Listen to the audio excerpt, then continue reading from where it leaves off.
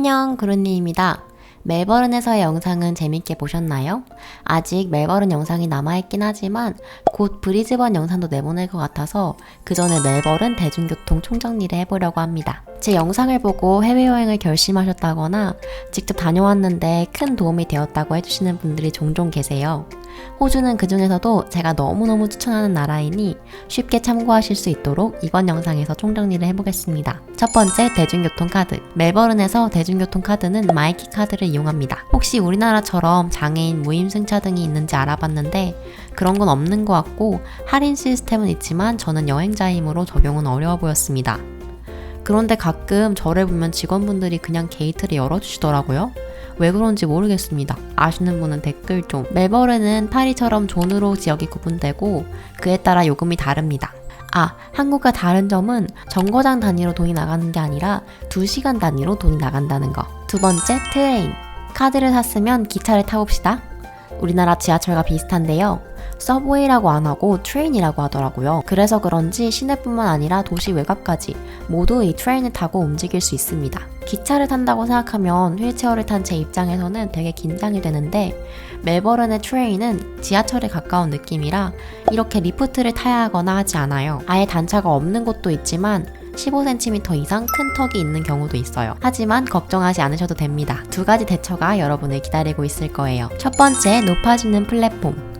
이전 영상에서도 소개한 적이 있는데요. 기차의 앞부분으로 부지런히 가면 이렇게 경사가 생기면서 플랫폼이 높아지는 것을 볼 수 있어요. 그러면 앞바퀴가 작은 수동 휠체어로도 문제없이 통과할 수 있습니다. 두 번째, 하차하는 기관사 그리고 안전발판. 저는 이걸 독일에서 먼저 겪어봐서 놀라진 않았는데 호주도 마찬가지로 기차 맨 앞으로 가서 기다리고 있으면 기관사가 휠체어 이용 승객을 확인하고 하차합니다. 하차 후 역에 비치된 안전발판을 꺼내거나 기차 내부에 있는 발판을 꺼내 틈 사이를 무사히 건널 수 있도록 보조해주세요. 이러면 안전하게 탑승 끝. 두 방법 모두 기관사가 내려서 여러분이 내리력을 물어볼 거예요. 내리력을 말씀해주시면 따로 뭔가 하지 않아도 내리력에서 다른 직원이 기다리고 있거나 기관사가 기억해 두었다가 발판을 꺼내줍니다. 영어가 서툴어도 걱정하지 마세요. 기관사가 뭔가 말하면 하차역만 말하면 됩니다. 어차피 우리한테 궁금한 게 그것뿐일 거예요.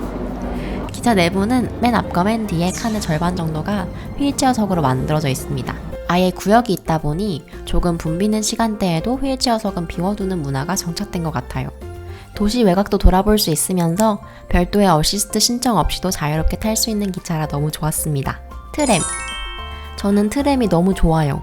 국내에서는 잘 볼 수 없는 대중교통이라 타는 것만으로 이국적인 느낌을 받는달까요? 스위스에서는 트램이 거의 100% 저상이라 전혀 문제가 없었는데 멜버른 트램은 종종 제게 당혹감을 주었습니다. 갑자기 계단이 있는 트램이 오기도 하고 탈 때 문제 없었는데 내릴 땐 정거장이 너무 낮아서 내릴 수 없기도 했어요. 물론 시민들이 적극적으로 도움을 주려고 하는 문화라 도움을 청하면 되긴 했지만 매번 마음을 졸일 수는 없을 거니까요.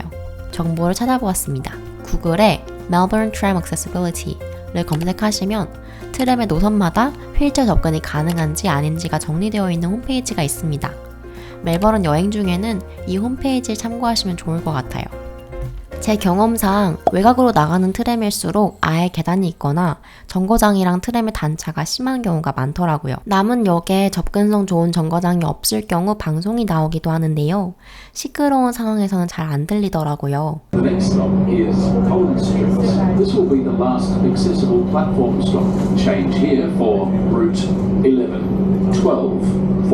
조금 곤혹스럽긴 했지만 편하고 여전히 예쁜 트램이라 저는 종종 이용했어요. 더불어 멜버른 시내에는 프리 트램 존이 있어서 유명 관광지를 공짜 트램을 타고 돌아볼 수도 있답니다. 조금 복잡해도 탈만한 가치가 있죠? 버스. 마지막으로 버스입니다. 저는 개인적으로 버스에서 멀미를 좀 하고 다른 대중교통보다 휠체어 안정성도 떨어지는 편이라 버스를 좋아하진 않는데요. 파리에서도 그랬고 호주도 그렇고 한국과 다르게 버스가 가장 접근성을 보장하는 대중교통인 것 같아요. 멜버른 버스도 거의 모든 버스가 저상버스이고 높이가 낮아지기도 해서 유아차 등은 램프도 없이 그냥 오르더라고요. 저랑 저희 아빠가 같이 여행할 때 성격이 급하기도 하고 부탁하는 게 미안해서 그냥 막 오르니까 발판을 까는 게 안전하고 본인들도 편하다며 말리시더라고요.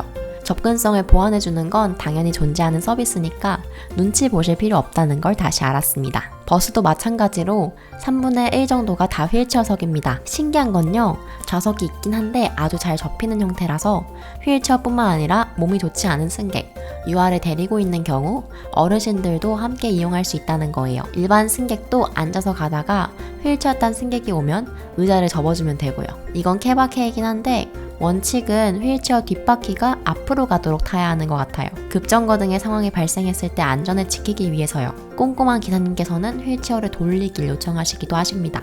신기했던 건 버스 방송을 잘 안 해준다는 거예요. 아주 희미하게 들리는데 벨을 안 누르면 안 멈추니까 긴장하셔야 합니다. 기사님이 먼저 하차 장소를 물어보고 기억해 두었다가 경사로를 깔아주기도 하시니 헷갈릴 것 같으면 탑승할 때 어디에서 내린다고 말하는 것도 방법입니다. 자, 이렇게 멜버른 대중교통에 대해 알아보았습니다.